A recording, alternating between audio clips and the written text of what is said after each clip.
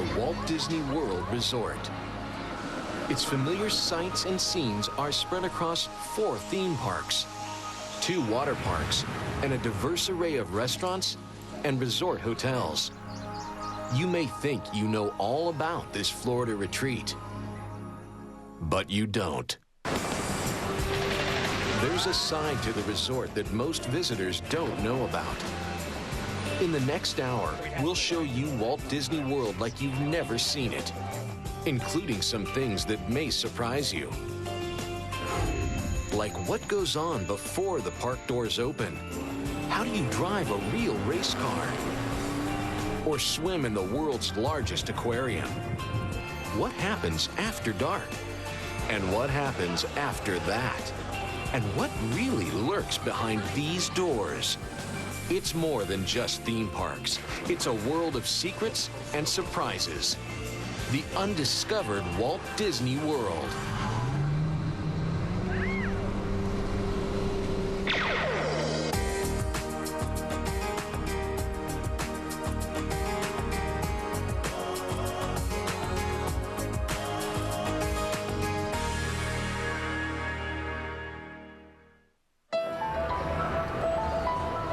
When the Magic Kingdom Park opened, visitors were thrilled by this Atlantic Coast version of Disneyland. Walt Disney chose these 47 square miles of Central Florida to give him plenty of room to expand. Based on California's own Magic Kingdom, the Florida version was the first park to grace Disney's new home. Next to open was Epcot, giving visitors a taste of the far reaches of the globe, as well as a look into the future. The Disney MGM Studios brought the magic of Hollywood and some of Disney's most thrilling attractions. And finally, Disney's Animal Kingdom appeared to be a new species of theme park, with its blend of animal adventures and theme park thrills. But parks and resorts are just a small part of the Walt Disney World experience. There's a lot more that has gone undiscovered. Until now. Sunrise at the Animal Kingdom. Rise and shine. Just you, your coffee, and that giraffe outside your balcony at Disney's Animal Kingdom Lodge. The creatures grazing in the savannah around the lodge are completely separate from those at the Animal Kingdom theme park, making this your own private reserve. Nearby at Disney's Animal Kingdom, you'll find river rafts, dinosaur thrills, Disney characters, and the park's signature attraction, the Kilimanjaro Safari, where an open-sided safari vehicle takes you on an expedition through acres of hills and rivers teeming with wild animals. But for a special safari experience just for concierge guests at Disney's Animal Kingdom Lodge, there's something most visitors don't know about. The Sunrise Safari, a trip around the reserve before the park opens. Is our attempt to recreate a true African game drive. Now, if you go to Africa and stay at a lodge similar to ours, your trip really revolves around looking for animals. You get up at the crack of dawn, grab a cup of coffee, a cup of tea, and a quick scone, and you head out into the bush. And the safari vehicle is all yours. It makes stops along the way, so you can take all the pictures and ask all the questions you want. And you'll see a lot more action since this is when the animals start their day. The Sunrise Safari at Disney's Animal Kingdom is the best time of day to take that trip. You head to the park just as the sun's coming up, the air's cool, the animals are just coming out for the morning, eating, grazing, getting very close to the vehicles. Okay, folks, we have a bongo real close to us here. Everybody quiet. Look off to the left-hand side of the vehicle. One of our first antelope species of the morning. Okay, we'll go ahead and stop right here. What makes the Sunrise Safari very unique is the intimate dialogue and relationship that you have with your guide. You get a chance to learn about some of those things that we do with our animals here that you wouldn't normally learn about on our normal safari. Okay, look at this. We got a beautiful look at some giraffes. The sunrise safari is cool because you're out there and you know it's not an opportunity that everybody that walks through the front gate is going to be able to experience. It's actually on a real safari. You're driving along, and as you see an animal, the guide will drive you over towards the animal and will actually stop and let you look. And that's something that you can't do when the front gates are really open. That was awesome. We saw so many animals, and our tour guide, Joe, he answered every question we had.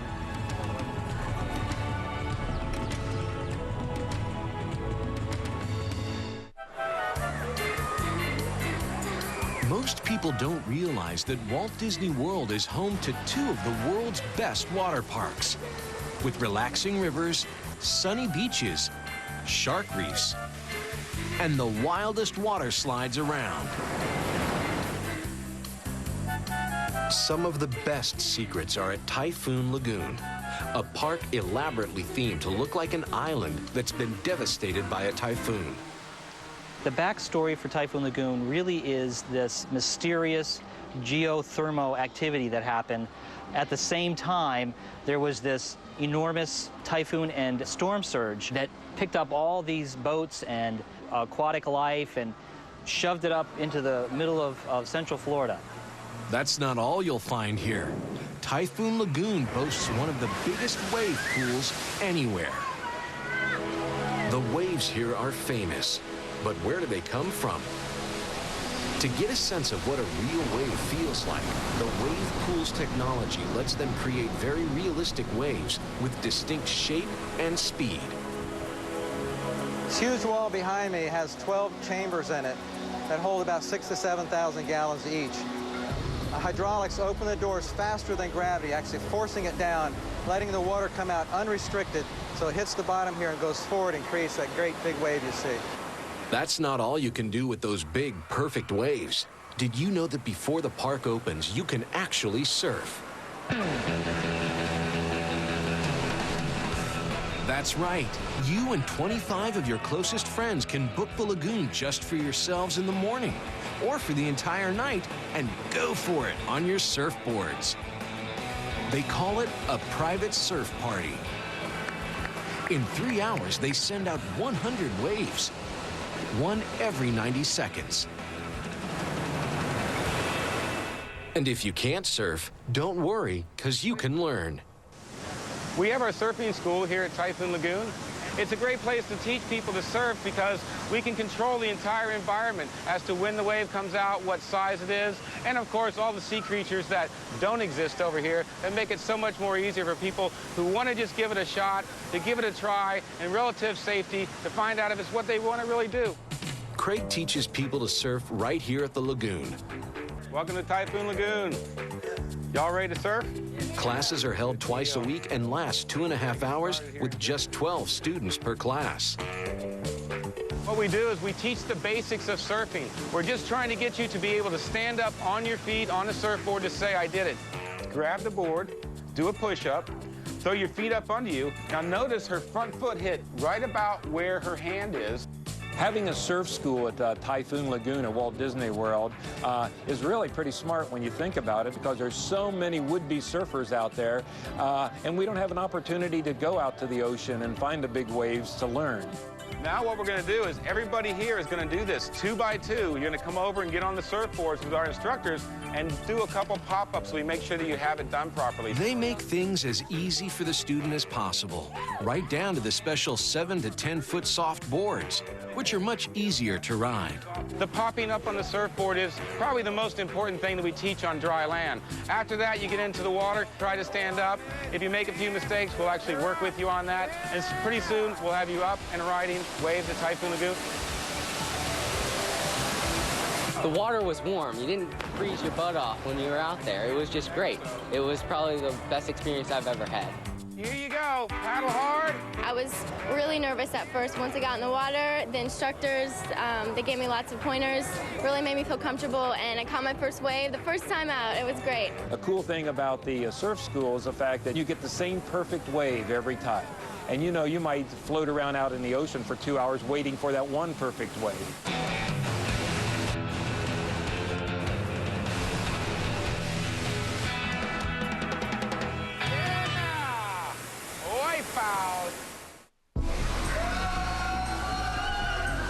There's so much to see at Walt Disney World, but there are some things they won't allow you to see. Have you ever wanted to go behind the scenes? Believe it or not, there are ways to get into the backstage areas of Walt Disney World. One of the most popular ways is the Keys to the Kingdom program at the Magic Kingdom. This half-day experience takes visitors into restricted areas all over the park.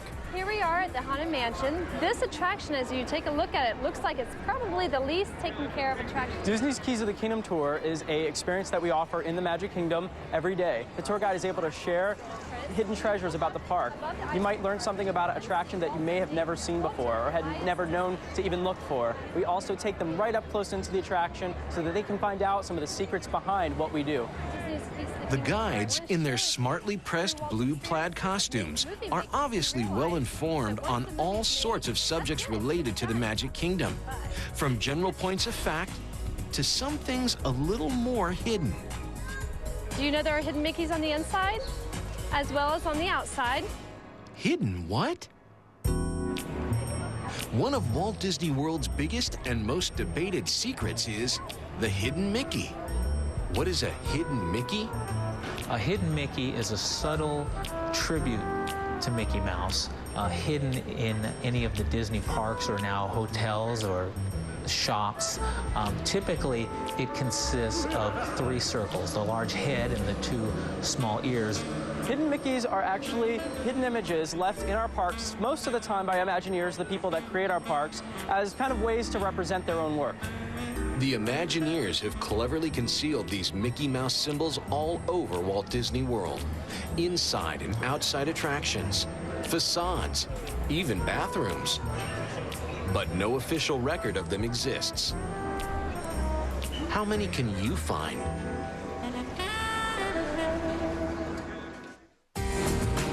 When we return, find out where in the world these tires can take you. And how can you get the most spectacular view of the Magic Kingdom? And later, take a ride in an F-16 flight simulator. Walt Disney World. It's 4 theme parks, more than 200 restaurants, 19 hotels, and one in particular with a secret of its own. On a deep blue lagoon right next to the Magic Kingdom sits the 15-floor Contemporary Resort. Its unique A-frame design and indoor monorail station makes it a modern masterpiece. Many of its 2,000 rooms look out over a beach that skirts a lagoon behind the resort. From the dock here, you can rent watercraft and do something that very few know about. You guys want to step on the boat? You can actually go parasailing at Walt Disney World. It's easy to do. The trips launch from the docks just behind the Contemporary Resort. Just strap yourself in, and before you know it, you're airborne.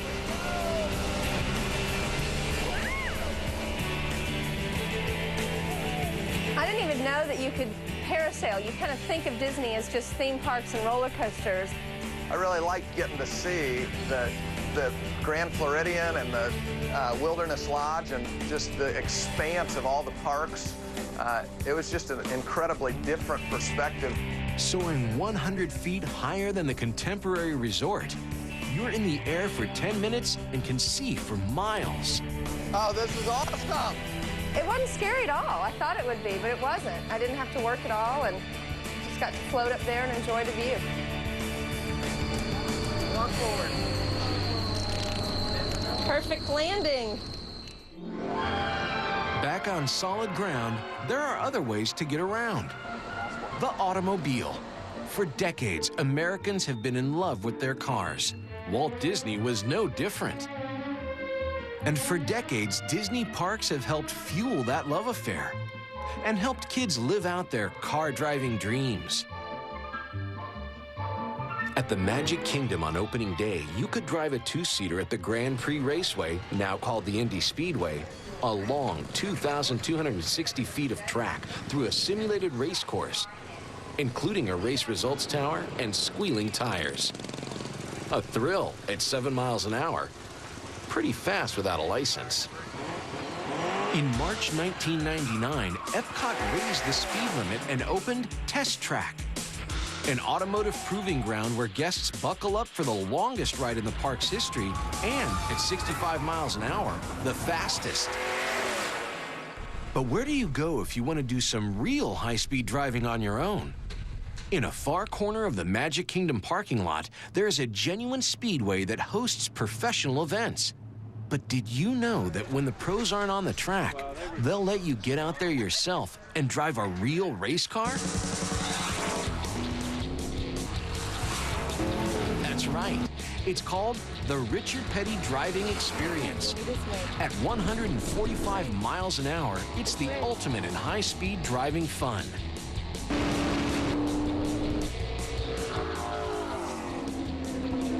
The whole idea of NASCAR and of sports car driving is really hot right now. And I mean, you can go down there and within a couple hours, you can just go high-speed riding, or you can take lessons and drive it yourself. Richard Petty Driving Experience is a place where your average race fan could come and drive a race car. And that's pretty unique because a lot of other sports like baseball or football or basketball, you can go in the backyard, shoot some hoops, throw the ball around. There's not many places you can go and drive a race car. And these are authentic Winston Cup style stock cars, so it's the real deal. The real deal. From tires to rims to the 110 octane racing fuel, you drive a NASCAR racer at NASCAR speeds around a banked oval track. There's a big difference between driving one of these and driving a fast car on the street. First of all, this is legal, so you can come out here and stretch that right foot out a little bit, but pretty much anybody can drive straight. The hard part is turning. But at the Speedway, professional drivers will give you some gear. Okay, Eric, let's go ahead and get you a driving suit. And the proper training before they let you behind the wheel. Morning, everybody. How you guys doing this morning? Y'all ready to drive some race cars? Oh, yeah. All right. Most of the instruction is done in what we call the in-car portion of the instruction, which is a van ride. We put them in the van, we take them for a few laps around the racetrack to show them the line, some of the flags, some of the hand signals. Then we have an in-car part of the instruction, which is where we gather around one of the race cars. We introduce them to the cars. Can it go off? Turn it off. Helps over the shoulder. Slide the wheel right off. After the classroom and hands-on instruction, they let you get behind the wheel to see what you've got.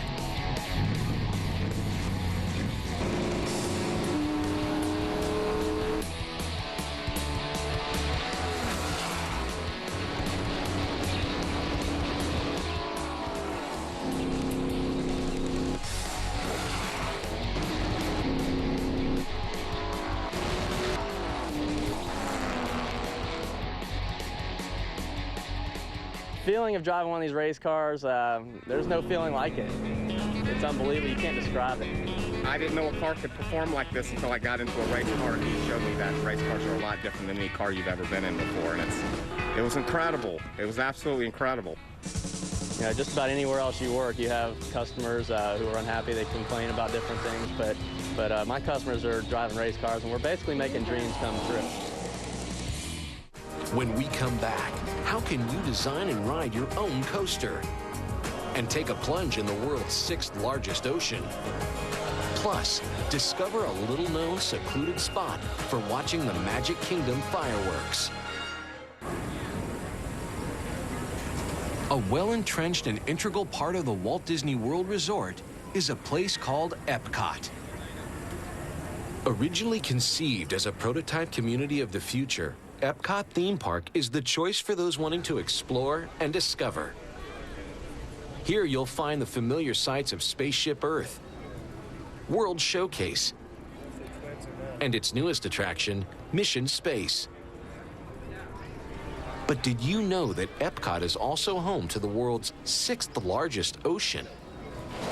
The Living Seas is the largest aquarium in the world. It's home to over 3,000 fish, sharks, rays, turtles, and dolphins. And it is the most visited aquarium in the country as well. It's big, all right. It took 22 months to build and holds 5.7 million gallons of water. In fact, 1 inch of the main tank depth equals 17,000 gallons. Spaceship Earth, the big ball that is Epcot's icon, fits inside the aquarium with room left over. The room left over has encouraged Disney to develop some unique projects and multi-level exhibits, like an indoor coral reef, undersea robotics, and a few surprises that most people don't even know about. Want an even closer look at those exotic fish? Then dive in. A little-known secret is that you can go scuba diving in the main tank. Over the last 15 years, divers have asked us, how do we get to do what you do? How can we spend time in that environment and appreciate those animals? Disney has developed a special program for certified divers called Dive Quest. Slip on your wetsuit, mask, and tanks, and spend 30 minutes on your own in the world's largest aquarium. One of the unique things about Disney's Dive Quest is that a diver can dive for about 30 years and not see all the animals that they will be able to see in one dive here at the Living Seas. You're in water temperature of 77 degrees, without current, with visibility that's unlimited. And so it is a fabulous dive that most people tell us is something that they've never been able to achieve in all of their years of diving. With conditions like that, the divers can't get enough of the abundant sea life they're able to swim with. Yes, they appreciate the sharks and the fish and the turtles and seeing the dolphins and that type of thing, but they mostly appreciate being on stage in front of the guest and waving through the windows. They become part of the magic and part of the show. And to wave to your child on the other side of the glass and have that videotape is just a very touching moment.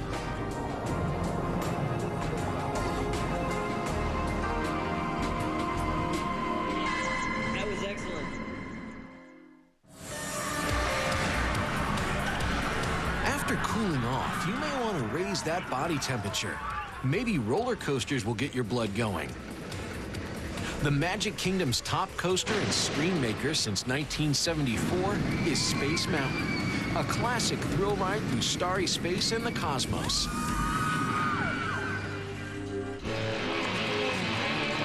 And if you've been to the Disney MGM studios recently, you know about Rock and Roller Coaster starring Aerosmith, a mind-spinning trip that starts out with a 0 to 57-mile-an-hour launch in 2.8 seconds, down 3,400 feet of track with 2 inversions and a corkscrew.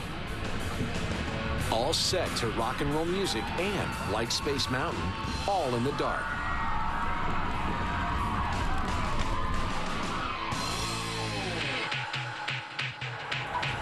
But for the next generation of coaster buff, Disney invites you to build your own, then take it out for a spin. Where do you go to make that happen? A lot of people don't know that it's right here in downtown Disney, a waterfront entertainment complex right in the middle of Walt Disney World. That's where you'll find Disney Quest, an indoor theme park that features loads of interactive games done Disney style. Disney Quest is an indoor interactive theme park, very unique from other theme parks in the fact that most of our attractions are virtual. Disney Quest offers pulse racing adventures like a virtual jungle cruise and Pirates of the Caribbean. But the biggest draw, without a doubt, is Cyberspace Mountain. Here you have the opportunity to create your own roller coaster, and once you've done that, you can get on an F-16 flight simulator and experience what you just created. What you actually do is you'll take a boarding pass similar to what I have here, and you come up to one of our design kiosks like this. You're going to want to slide your card in. From there, you have 3 different worlds to choose from with hundreds of different track designs you can experience. There's a couple of different speeds also. If you're somebody like me who likes things nice and slow, you can go the nice slow speed, or you can also ride the ride of your life speed. Every time you add a piece of track, a different piece comes on screen. You can go easy or use special track pieces, depending on which world you're in. All kinds of ways to lose your lunch. Now that we've designed our roller coaster, believe it or not, your entire roller coaster is on this little boarding pass here. So now you're ready for the ride of your life. Let's go up to the flight simulators and we'll let you experience what you just designed. The Screamin' Riot?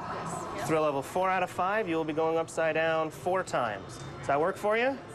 Okay. Be careful of the little bump at the front of each seat. If you'll raise your arms up and to the outside, I'm going to lower the restraints for you. Have a good trip.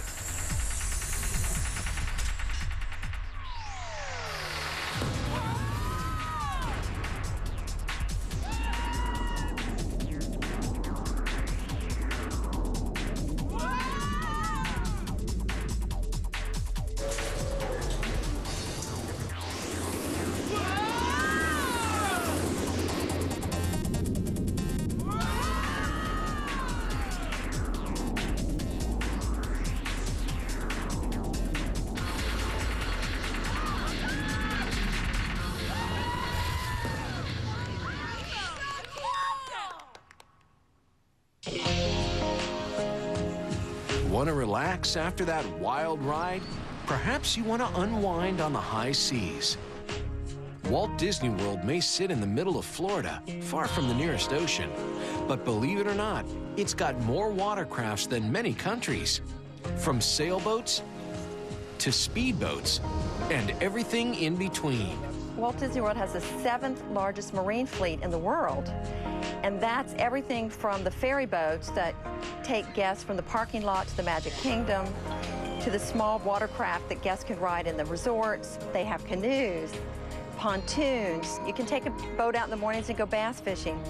And then, of course, there's the Grand One at the Grand Floridian.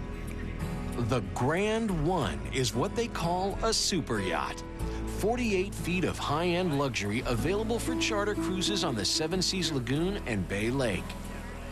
The captain and first mate launch private parties from the Grand Floridian Marina for breakfast cruises, bridal parties, or any excuse to take her out on the water. The vessel accommodates up to 16 guests and is sumptuously fitted with 3 TVs, leather furniture, skylit master bedrooms with full bath and showers, cedar-lined closets, and a fully loaded bridge right out of a spy movie. Of course, you can charter the Grand One for romantic evening dinner cruises.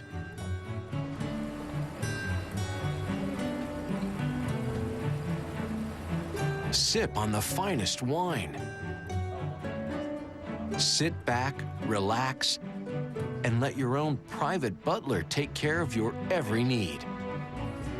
Cruise the lagoon while you enjoy a breathtaking sunset. And celebrate a perfect evening. The view of the Magic Kingdom from the deck of your yacht is spectacular.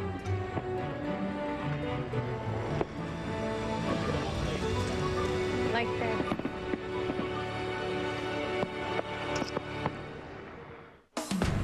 But the Seven Seas Lagoon isn't the only exclusive place to view Disney's world-famous fireworks display. Millions have seen them from Main Street in the Magic Kingdom, but very few know of this special place. The California Grill, perched high atop the contemporary resort. A stage kitchen restaurant with terrific market-inspired cuisine. And when it's time for the Magic Kingdom fireworks, the restaurant dims the lights. They bring up the show music. And as for the view, it's second to none.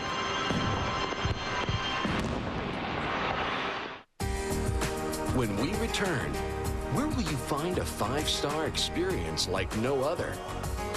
And discover the secrets behind Disney's Spectral Magic Parade. Stay tuned. The Walt Disney World Resort. Theme parks. Water parks. Delighting and thrilling thousands all day long. But as daylight wanes, more often than not, our thoughts turn toward dinner. Sure, you can grab a quick bite. Walt Disney World does serve 10 million burgers a year. But did you know they also serve the best truffles emulsion in the Southeast? At Disney's Grand Floridian Resort, Victoria and Albert's is the only 5-diamond restaurant in Central Florida. An elite, intimate, lavish, and romantic retreat. But here's an even bigger secret. When you're looking for a completely different dining experience, there's a way to go behind the scenes for a one-of-a-kind meal. Victoria and Albert's offers a very special and hidden dinner table, known to very few. It's called the Chef's Table. Disney has all these spectacular dining experiences, but the best, without question, and my favorite, is the Chef's Table at Victoria and Albert's at Disney's Grand Floridian, where Chef Scott Hunnell invites you into the kitchen and prepares a special meal just for you. Mr. Bennett, welcome. Mrs. Bennett, welcome to Victoria and Albert's. At the start of the evening, the guests are greeted by the maitre d'. They're escorted right here to the kitchen, where I am, and then they are toured to the Chef's Table. Good evening. Welcome to the Chef's Table. How are you tonight? They get to see the full view of the culinary, creating the masterpieces, slicing, dicing, cooking, flambeing, and all that fun stuff that you might see in the kitchen, of course. What I'm going to do for you, if it's okay with you, is just customize your menu for you this evening. Is that okay with all? Absolutely. Is there any allergies or anything you might not enjoy this evening? Actually, seafood is the only thing. Seafood? Be my nemesis. No seafood on the menu tonight. No problem. As the evening progresses, each new course brought to the table is explained personally by the chef himself.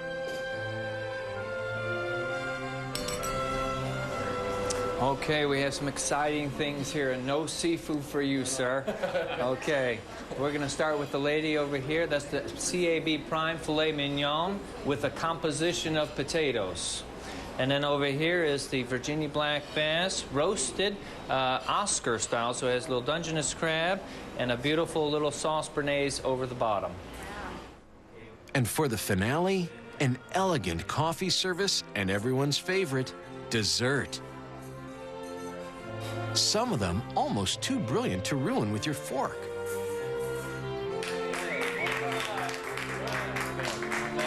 Thank you. Glad you enjoyed everything. Well, I have for you to take home your personalized menus. If you can pass those down. Each and everything that we created for you this evening is on the menu for you. That way you don't have to remember everything you enjoyed. After enjoying dinner at Victoria and Albert's, there may be just enough time to catch a parade across the lagoon in the Magic Kingdom. We're all familiar with the Disney park parades during the day, but there's another one that a lot of people don't know about. That's because it only comes out at night, the Spectro Magic Parade. Spectrum Magic is an amazing piece of technology. We have over 1 million lights in this parade. We have fiber optics throughout all the floats. We have over 250,000 points of fiber optic light, which equates to about 30 miles of fiber optic cable throughout the parade.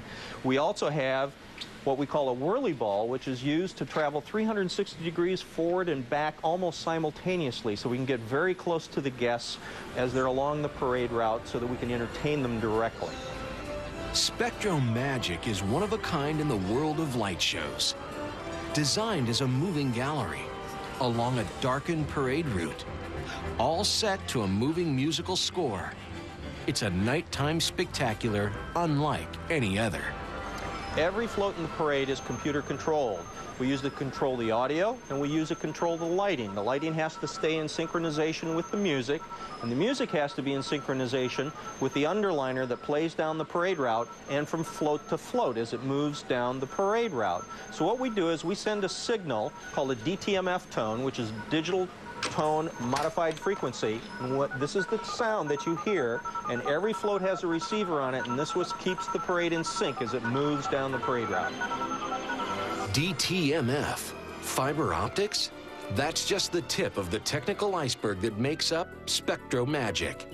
With light-spreading thermoplastic, prismatic holographics, electroluminescence, and military lighting developments like Quantex, originally used in fighter planes and now seen on the wings of dragonflies. This is our opening float, and this is the one where Mickey makes his grand entrance into the parade. And because Mickey creates the magic for the parade, he has his own personal plasma ball at the top. So it looks like he's creating the electrical energy that flows throughout the parade. The next thing we have is we use holographic prismatic film to break up light and make it kinetic as it goes down the street. Makes it very colorful. The whole rainbow hue is created. The other neat thing we have is what we call flow neon, and it's sound activated. So as the music flows down the street, it activates the lighting on the front of the float. And then the best part is we generate smoke with liquid nitrogen.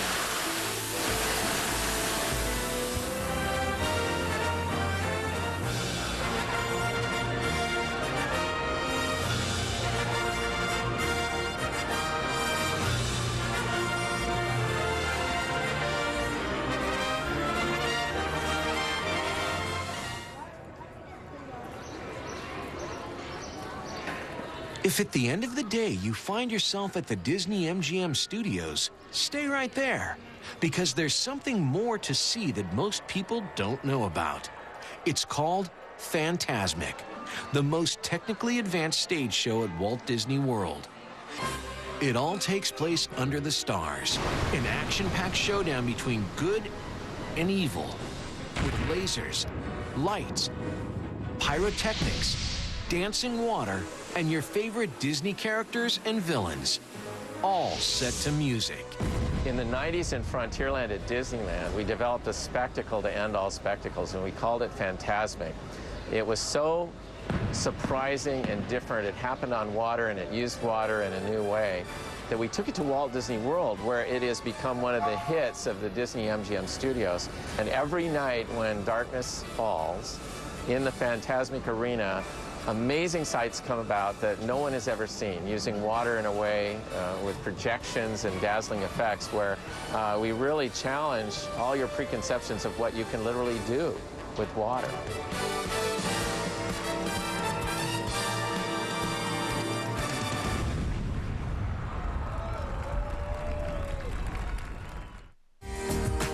Coming up, where can you find a one-of-a-kind dance floor at Walt Disney World? Or a circus that's like nothing you've ever seen before? Find out when we return to Undiscovered Walt Disney World.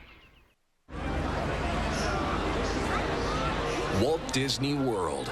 So much to see, so much to do. Once the show is over and the parks have closed, there is still one more place where adults can let the night live on. It's called Pleasure Island. A nighttime gathering place designed with the grown-up in mind. Pleasure Island is a part of downtown Disney that a lot of our guests, after the parks have closed, and even some of our locals, like to come out and party. We've got live bands, DJs, a comedy club, a jazz club, and every night we celebrate New Year's Eve.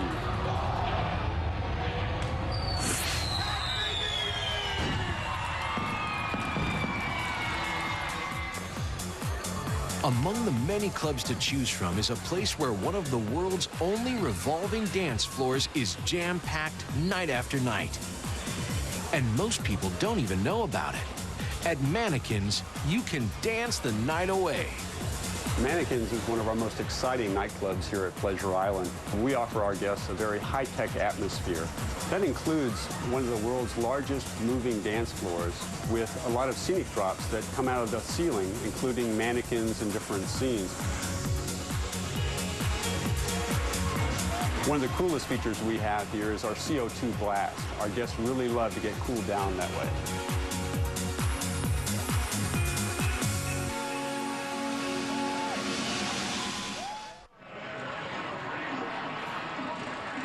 Too hot for your taste?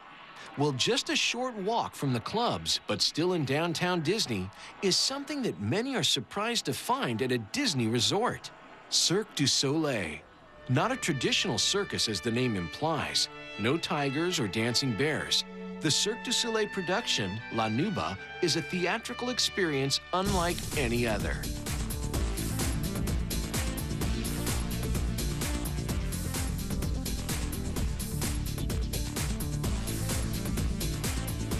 I think that Cirque du Soleil is a unique type of entertainment, and some people just ask me, how would you compare it to that or that?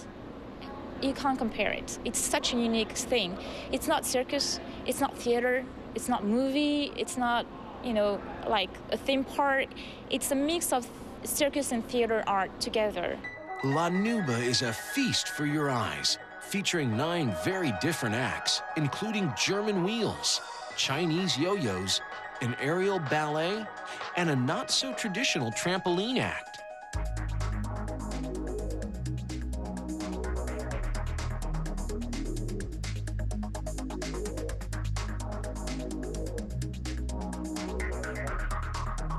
I do a little acrobatics. I jump on a trampoline, I walk the wall, flip, you know, twist, go through the walls, jump out the walls, have fun. The kids relate to the clowns, they relate to the colors, the costume, the lighting. And I think the shows in Vegas are geared for adults because it's an adult playground, whereas here in Walt Disney World, it's a children's playground. There are those who wonder why Disney decided to build a Cirque du Soleil, not a Disney show, on its property. Disney has expanded its look for more evening entertainment, and certainly with Pleasure Island, there's a lot there for grown-ups. Cirque du Soleil is mystical, it's magical, it's fun, it's a little more kid-friendly than some of the other Cirque shows. They have bicycle riding, they have kid acts, and it's just a fun, entertaining evening for a whole family.